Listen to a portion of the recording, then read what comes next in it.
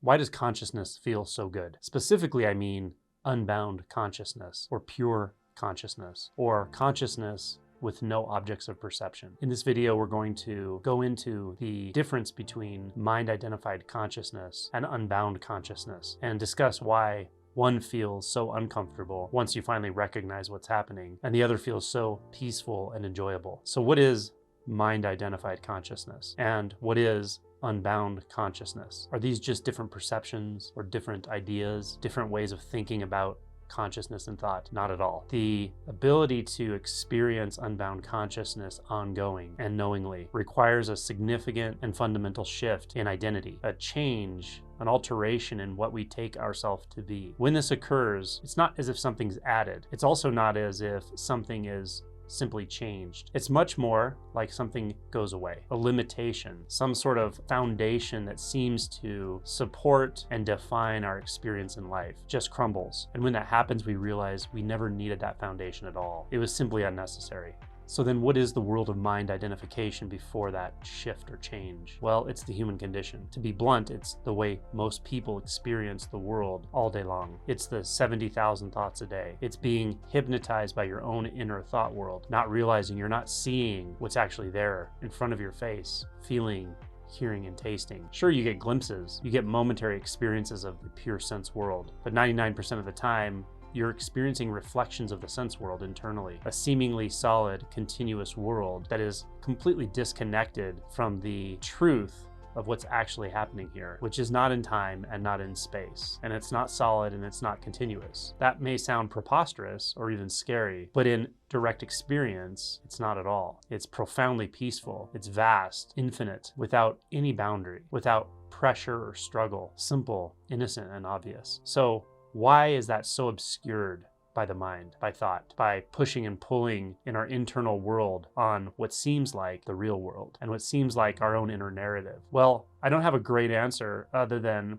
our minds are complex enough, our brains or nervous systems are complex enough to create that illusion. But it turns out it doesn't actually matter why. What matters is there's a way out of that. There's a way from the bound up, small, rigidly structured world of mind identification, the world of thoughts, the world of feeling stuck in the thought box on top of your shoulders, to a vastness of being that is unmistakable, that you already know at some level. And you knew when you were a young child, very young child, but you didn't know you knew it. It was just there. It was just an experience you were always having until it started to bind itself up into identification with thoughts, beliefs, self, other, problems, solutions, social identity, struggle, planning, etc., etc. That uncomfortable place can be so uncomfortable that we even hide ourselves from the fact that it's uncomfortable. That's mind identification. It's the human condition. As Thoreau described it, it is the life of quiet desperation. So what is unbound consciousness? What is consciousness that is not bound up by a sense of self and other, by a sense of identity, that's not bound up by the illusion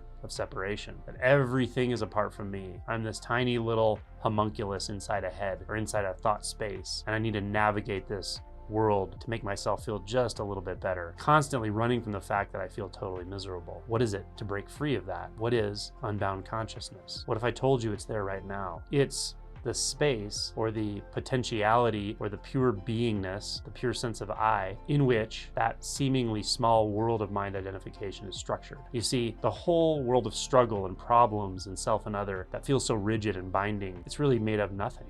It's made of a house of cards. So what it is that changes, that causes the house of cards to crumble, is nothing about the house of cards. It's nothing about those thoughts, because the thoughts are innocent. It's about you, the will, the seeming will that it's required to hold this internal life together, this thought world together. You have to see so closely at what's actually there that you just stop. You rest in that being. And when you rest in that being, shown to you, something is shown to you, not in words, not in thoughts or language, not even in a way I can actually say to you right now, but I can guide you back to it or teach you to guide yourself back to it. And what's shown to you is you can really, absolutely rest there, stop there. You don't need to continue to construct the walls of this internal prison. You don't need to defend the illusory positions in your mind, the opinions, the pros and cons, the belief that I have to struggle to be okay, to get out, to get in, to get somewhere. All of it is an illusion. That's the house of cards. If you look at the card from the right angle, it's nothing. It has no third dimension. The house of cards is held together by our belief in it. The world of mind identification is held together by our belief in it. And seeing this clearly and resting in being, the being that you are, regardless whether the mind makes noise, becomes absolutely quiet, has thoughts, has no thoughts, feels like struggle, feels like no struggle, the being that's never moved. It doesn't change. It's not affected by any of that. It's simply aware of it in some way. That's it. So touching into that being, seeing the illusion of this house of cards, and then resting in it, trusting it so much you can just completely immerse yourself into it and stay there because it's fucking enjoyable. It's powerful, powerful presence. It's where you've always wanted to go.